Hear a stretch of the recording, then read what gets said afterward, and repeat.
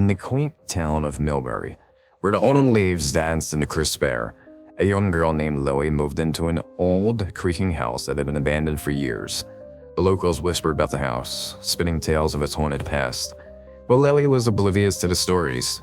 She was drawn to the place, its peeling wallpaper and the way the sunlight filtered through the dusty windows, casting ethereal shapes on the floor. But in the attic, 3 clowns lurked, remnants of a forgotten carnival twisted by time and tragedy. They were grotesque figures, their faces marred by decay and neglect. One was a hobo clown with a tattered top hat, another a jester with a permanently frozen grin, and a third a sad-faced clown whose eyes had long since been chewed away by rats. They were missing fingers, teeth, and limbs, remnants of a life spent in the shadows of the attic, waiting for the right moment to strike. Every night, as the moon hung high and the world fell silent, the clowns would descend from the attic, their laughter echoing softly in the dark. They would gather around Lily's bed, their grotesque forms illuminated by the faint glow of the streetlight filtering through their window. They watched her sleep, their curiosity mingling with a sinister purpose. They were drawn to her innocence, her youth, and the promise of the sacrifice they'd been waiting for. Every 20 years, an offering to the evil clown god who demanded young girls. Lily often heard the strange noises from the attic, creaks and whispers as she dismissed as the house settling on the HVAC system groaning.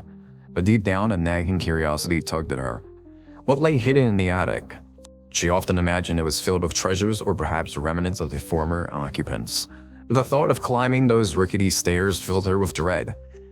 In the stillness of the night, the wind would howl outside, a mournful wail that sent shivers down her spine. It would whip against the walls of the house, creating an eerie symphony of sound that echoed through the empty rooms. The drafty wind would seep through the cracks in the old windows, carrying with it the scent of damp wood and decay, mixing with the stale air of the attic. It was the chilling reminder that the house, though silent, was never truly empty. One fateful night, the clowns grew restless. They were tired of waiting, tired of being ignored. They wanted her to come to them, to willingly ascend the stairs and join them in their dark ritual. As Lily slept, they whispered among themselves, their voices a cacophony of raspy tones and maniacal giggles. They plotted, their twisted minds weaving a plan that would lure her into their clutches. The following evening, Lily, emboldened by a mix of curiosity and the thrill of the unknown, decided to confront her fears. She climbed the stairs to the attic, her heart racing. The air grew colder and the shadows seemed to stretch and twist around her. As she reached the top, the door creaked open, revealing a dimly lit space filled with dusty relics and cobwebs. Suddenly, the clowns emerged from the darkness, their eyes gleaming with a malevolent hunger. "Welcome, dear Lily," they croaked in unison, their voices a haunting melody. "We've been waiting for you." Lily's heart raced as she realized the truth. The tales of the house weren't just stories. They were warnings.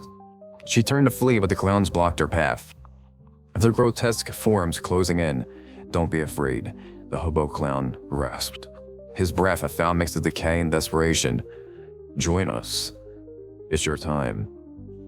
Panic surged through Lily as she backed away, her mind racing. She remembered the local legends, the sacrifices, the evil clown god, the 20-year cycle. It was all real. She was the chosen one. She had to escape.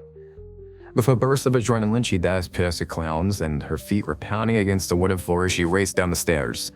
But as she reached the bottom, she felt a cold hand grasp her ankle, pulling her back. She fell, the world spinning around her as she struggled against the grip. "Don't fight it, Lily," the sad-faced clown cried, his voice a mix of sorrow and glee. "You belong to us now." Just as they began to drag her back towards the attic, Lily spotted something bleeding in the moonlight, a shard of broken glass from a nearby window. With a desperate lunge, she grabbed it and slashed it at the clown's hand, breaking free from their grasp. She stumbled to her feet and bolted to the door. But as she reached for the doorknob, it wouldn't budge.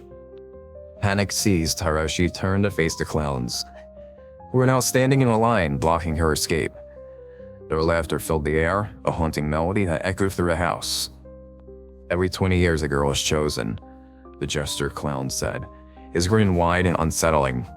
"And you are our prize." Just then, the lights flickered and the house groaned as if it were alive. the walls closing in around her. Loey's breath quickened.